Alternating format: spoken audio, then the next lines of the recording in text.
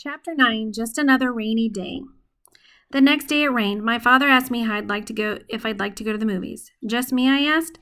No, all three of us, he said. Fudge is very young to go, I said. Don't you think so? Maybe, but I can't think of anything else to do with him, and that will take up a few hours. You give him some socks, I suggest. You know how he loves to play with your socks. Socks won't last a whole afternoon, my father said. That's why I thought of movies. What'll we see, Dad? My father checked his New York magazine. A Bear's Life is playing in the neighborhood. How does that sound? What's it about, I asked. A Bear's Life, I guess, my father said. It's rated G. I was thinking of a good Western with lots of action, or else a picture rated R, where you can get in if you're under 17 unless you're with your parents. But my father had made up his mind. A Bear's Life it was. I suggested that my father get Fudge cleaned up because by then he was looking kind of messy. I don't think my father even put him into his pajamas last night. He's been wearing the same polo shirt ever since my mother left yesterday morning. By 1 o'clock, we were ready to go. All three of us wore raincoats and rubbers, and my father took his big black umbrella. One thing about New York, it's hard to get a cab when it's raining. But the movie theater wasn't very far away. My father said the walk would do us all good. There were a lot of puddles. It was really pouring.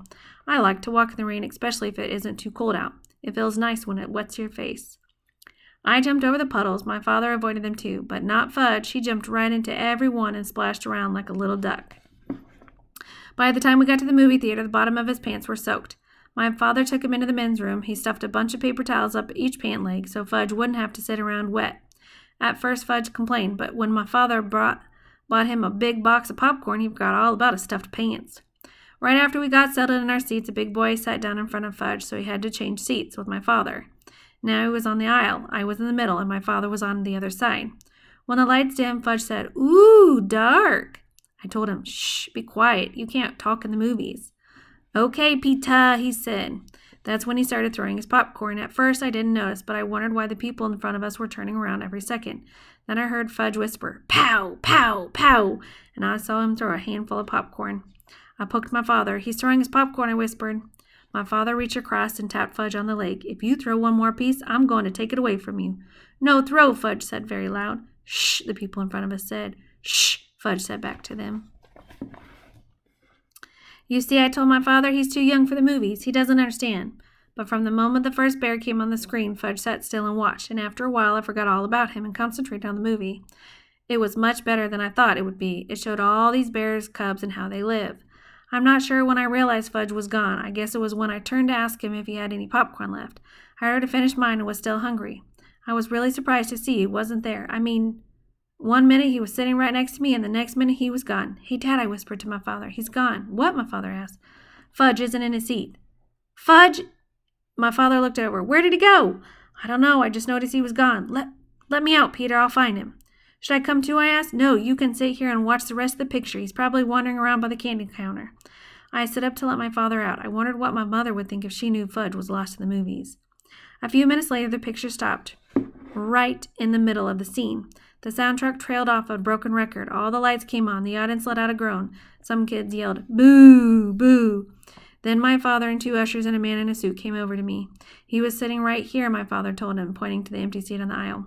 "Well," the man in the suit said, "we've checked the restrooms and the office. He's not behind the candy counter. We'll have to search the theater." He cupped his hands around his mouth and shouted, "Ladies and gentlemen, may I have your attention, please? We'll continue with our film in 1 moment, but first we have to find a 3-year-old boy answering to the name of Fudge." Some people laughed when the man said his name. I guess Fudge does sound funny if you're not used to it. I thought maybe it's been kidnapped. Would my mother be mad? That's crazy, kid. You can't even take him to the movies. Then I thought, who'd want to kidnap him anyways? "What should I do, Dad?" I said. "Why don't you walk up and down the aisles and call him, Peter?" "Okay," I said. "Here, Fudge," I called, starting down my aisle. I sounded like I was calling a dog. "Come on out, Fudge." When I got down to the first row and called, "Here, Fudge," he popped out at me. He scared me so bad I yelled, "Oh! Hi, Pita," he said. "Hey, I found him," I called. I found him. Here he is." Then I turned to my brother. "You dope, what are you doing way down here, and why are you sitting on the floor?" "Want to touch the bears," Fudge said, "but bears all gone." He spread out his arms and said, "All gone again." My father and the ushers and the man in the suit ran to us. "Fudge," my father said, scooping him up, "are you all right?" "He wanted to pet the bears," I said. Can you beat that?" Well, I guess we can continue the picture now, the man said in the suit. He cupped his hands around his mouth again. Thank you, ladies and gentlemen. Our young man has been found safe and sound. Now we'll return to the conclusion of A Bear's Lie. My father carried Fudge back to our seats. He held him on his lap for the rest of the show. I guess he wasn't taking any more chances. Later, when we got home, my father explained to Fudge that movies are like TV. It's just a picture. There's nothing to touch. Fudge listened, but I don't know whether he believed my father. I had the feeling he still thought those bears were in the same theater somewhere. I made up my mind that I would never take my little brother to the movies. Never. At least not until he was 9 or 10. My father said he was going to cook us something special for dinner to celebrate finding Fudge in the movies. I thought that was really strange because, as far as I know, my father can't cook anything. He doesn't even know where my mother keeps the peanut butter in the dishes or the pots and pans. Luckily for him, I was there to show him. What are you going to cook, Dad? A super-duper omelet, he said. Omelette? I'm not sure me and Fudge like omelettes. You'll like this one, my father said, humming as he gathered his ingredients together. Get me a big frying pan, Peter. Okay, I said. I gave it to him. He melted some butter in it. What's going on in the super-duper omelet, I asked, while Fudge sat on the floor banging 2 pot covers together. Well, the eggs, of course, my father said. Omelets are made of eggs. And what else, I asked. Oh, I think I'll make a mushroom omelet. Eggs and mushrooms, I said. Yes, you'll love it. I'm not so sure. You'll see, Peter, my father said. I sat at the table while my father cooked. I even put Fudge in his booster chair. When the omelet was done, my father brought it to us. He was still humming. That's some big omelet, I said when I saw it. It filled up the whole frying pan. How many eggs did you use? About a dozen, my father said. Mom only cooks one at a time, I told him. When you taste this, you'll know why I used them all. You mean it's that good, I asked? Go on, my father said as he served me. Taste it. I took a bite. It was awful. The worst thing I've ate in my life, but my father was standing there grinning at me. I don't want to hurt his feelings. Well, he said. It's nice, I told him, swallowing a chunk whole. I washed it down with a glass of milk. You see, your mother ought to experiment more. Then you'll learn a lot of different things. I don't think Mom ever made me a mushroom omelet, I said. My father put some on Fudge's plate. Then he served himself. Fudge shoved a lot into his mouth at once. I waited, figuring he'd choke on it. Instead, he said, Ooh, good! My father beamed. Fudge wasn't smart enough to fool my father, so he must have really liked it. But the kid that can eat flowers and swallow teeth wouldn't know much about omelets anyways. Then my father sat down and tasted his super-duper concoction. He not only choked on it, he spit it out. Oh, no, he said, this is awful. Something's wrong. Maybe the eggs are rotten. Mom just bought them on Thursday, I said. Maybe it's the mushrooms then, my father said. Maybe it's how you cooked it, I suggested. My father jumped up from the table and threw the mushroom omelet into the garbage. Fudge started to cry. One more, more! No, my father told him it wasn't any good. Fudge screamed, Eat it or wear it! Eat it or wear it!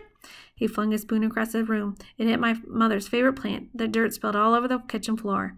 Now you stop that, my father yelled at Fudge. I'm going to make us nice peanut butter sandwiches. Then you're going to have a bath. Your mommy's coming home tomorrow, and we're going to show her how well Daddy managed all by himself. Peter, where does your mother hide the peanut butter? After supper, my father bathed Fudge. The only thing he decided not to do were the dishes. He stacked them in the sink and left them for my mother. On Sunday afternoon, we drove up to the airport to meet my mother's plane. On the way there, my father said, wouldn't it be fun if we kept all the things we did over the weekend a secret? Just between the 3 of us, kind of a man secret. I agreed not to say a word, and my mother was so glad to see us that she didn't even mention the dirty dishes in the sink.